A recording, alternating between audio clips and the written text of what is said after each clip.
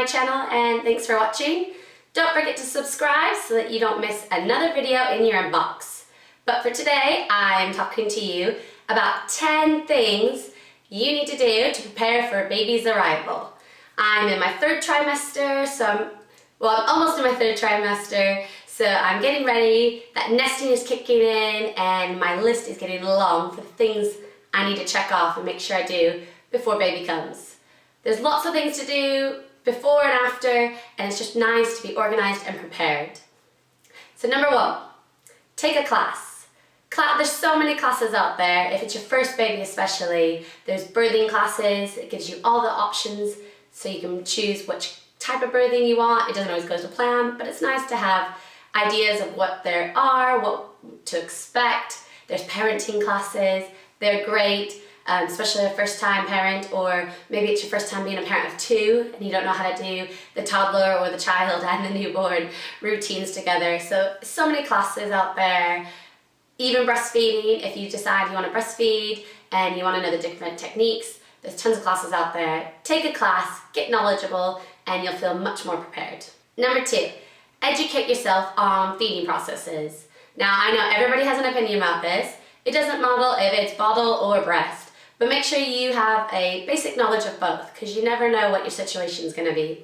So bottles, you need to know how to sterilize, how to make the formula, how much, and just the basic how-tos really of using a bottle. And same with breastfeeding. If you decide to go breastfeeding, there's different techniques you can do and different maneuvers and trying to work different ways, because every baby's different. Every baby feeds different.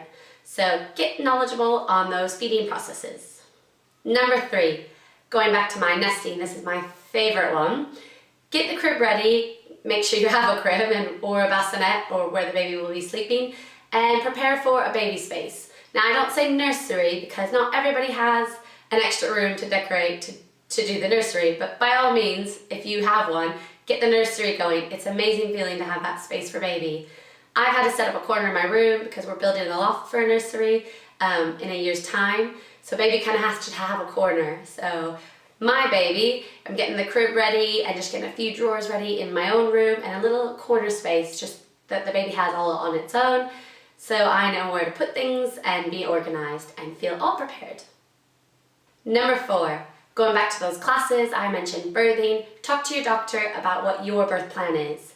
It doesn't matter that it doesn't always happen, and it most likely never goes according to plan, but it's nice to have a birthing plan, the things that you want and don't want, and that way the doctor can know where he can move about, or she can move about in your birthing plan. If you really wanted that water birth, like I've always wanted one, but my babies come really fast, they still let me have a nice calm quiet time with the baby in the pool afterwards because I didn't make it.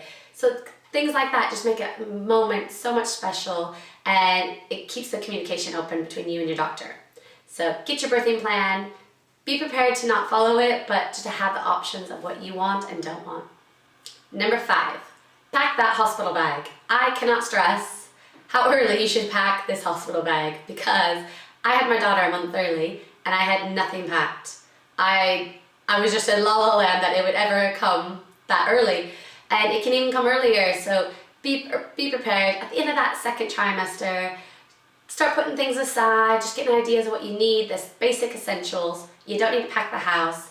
There's plenty of ideas and lists out there to make sure you got all the essentials. And of course, hubby can always run out and get whatever you forgot. Like me, he had to get everything.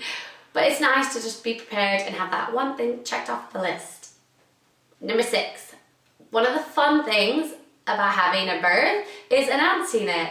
And you don't have time to look through birthing announcements and find out what kind of photos or how you want to announce it after baby comes. So get an idea, have it sorted, maybe design your own. There's tons of websites you can design it free. Vistaprint, I think I did my daughter's. It was beautiful. I had it all ready, and all I had to do was fill in the information of when baby arrived. So it's nice to be organized and prepared to announce that special moment.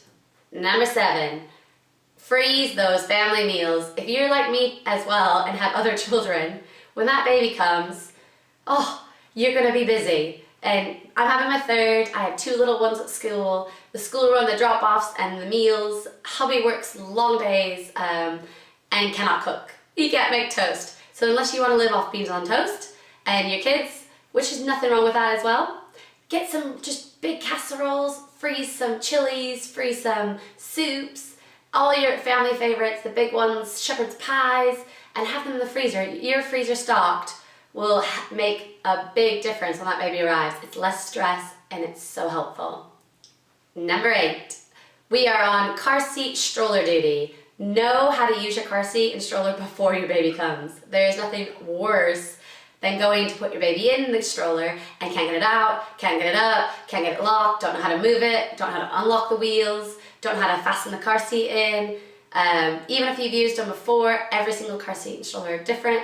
It's nice just to know the basics, up, down, how to lock, how to put them in, and safely install before baby's here.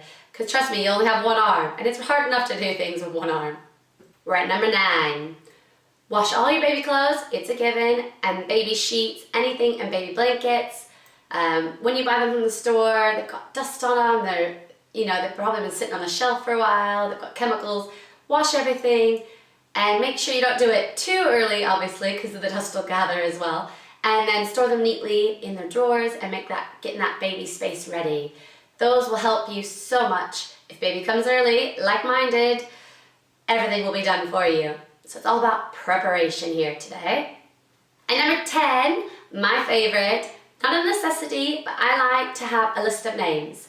Even if you find that one name you both agree on and you absolutely love it, trust me, if you have your baby, you hold it and you realize that name doesn't suit your baby and you look down and you just think, it's not a Owen or a Tiffany or whatever name you pick. It's not one of these names that you've loved for so long and holding it. You have those extra names aside. And if you don't know the gender, it's nice to have that girl names and boy names already prepared. So when you're holding it, you can really decide what your baby looks like, personality feels like. It's so different once you hold your baby. And that's the fun one to prepare for. Maybe not so much in my case because we don't agree on names, but it can be really fun to pick a baby name. So those are my 10 things to do before baby's arrival. Get prepared, get organized, and feel less stress. It's all about calm when the baby comes. You'll have plenty else to do. So I hope you enjoyed my little vlog, and I'll say bye for now.